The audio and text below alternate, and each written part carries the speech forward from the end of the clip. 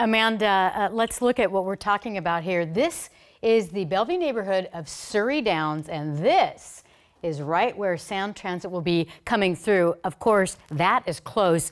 The neighbors tell me they're not necessarily anti-rail, but they say they're being bullied and intimidated by an agency with deep pockets. You're looking at the sign of public transportation progress. Sound Transit making its way from Seattle to the east side. If the noise is particularly obnoxious, I'll note it in here. Banging, clanking, screeching, digging, dumping tons of gravel and dirt. But to homeowners like Gail McElroy in Bellevue's Surrey Downs development, progress is coming at a price. The noise, the construction, the vibration have all been terrible. For 7 years, the neighborhood will put up with heavy construction, and after that, a train will whiz by every 7 minutes. They don't think that 7 years of construction is any big deal. To bring the project through here by state law, Sound Transit must provide just compensation to the Surrey Downs homeowners. And here's why.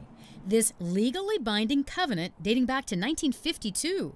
The property can only be used for residential purposes. No shopping centers or train stations allowed. And there shall be no noise or vibration beyond what would come from a normal home.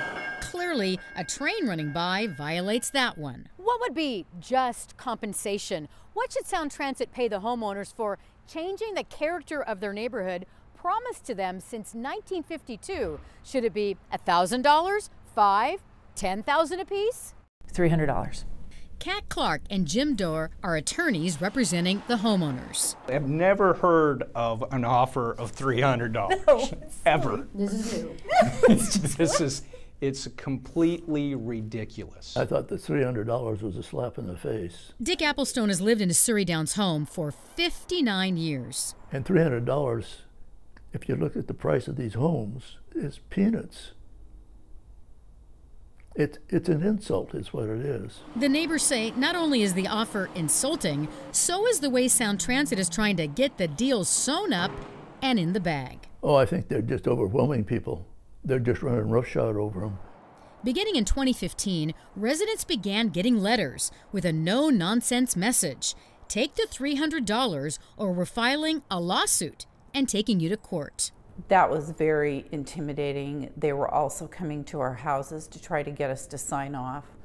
I received numerous calls on my unlisted phone number, and I finally told them if they didn't cease and desist, I was going to get a restraining order against them for calling me.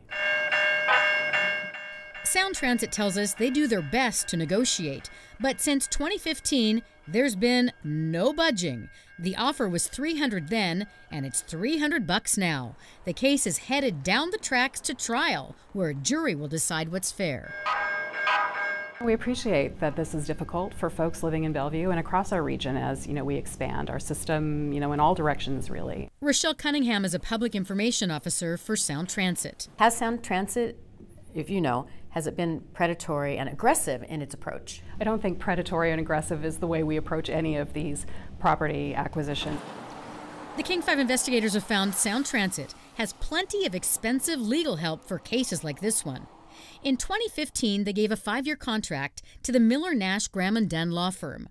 But we've obtained financial documents showing the original $1 million contract with the firm ballooned from $1 to $6 million, then $9.5, and now up to $11 million. What was your reaction when you saw how much money they were spending on lawyers?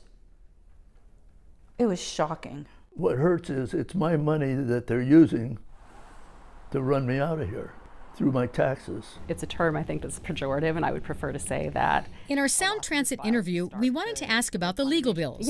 But instead, we got talking points on semantics, meant to keep the agency from sounding heavy-handed. So the people that are being sued are asking, is that really how we want to use our taxpayer dollars? Using all this money in litigation?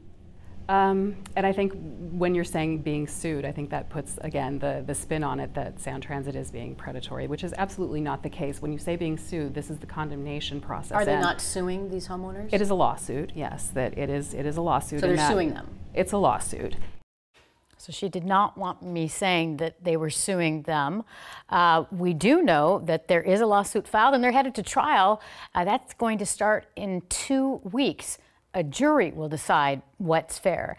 There's about 40 homeowners involved now, and these were the people out of a bigger number that refused to take the $300. Some people, at least 15 or so, did sign and take the money. And in most of those cases, they said it was things like, I'm too old, I don't want to, my health isn't good, I don't want to go through a deposition, I don't want to go to court, and that kind of thing. Did Sound Transit give a reason where they came up with that $300 figure? Yeah, they said they really stick by it, they stand by it, that they have their appraisers that go out and look around, and that's what they think is the fair market, or the fair compensation, I should say. Now the homeowners, the ones that had enough money, their own money to hire their own appraisers, they said it was like $10,000 that their homes were coming down. So they're a long way apart, so we'll see what the jury does. All right, Susannah, thank you. We'll be there. We know you will. Thanks, Susannah.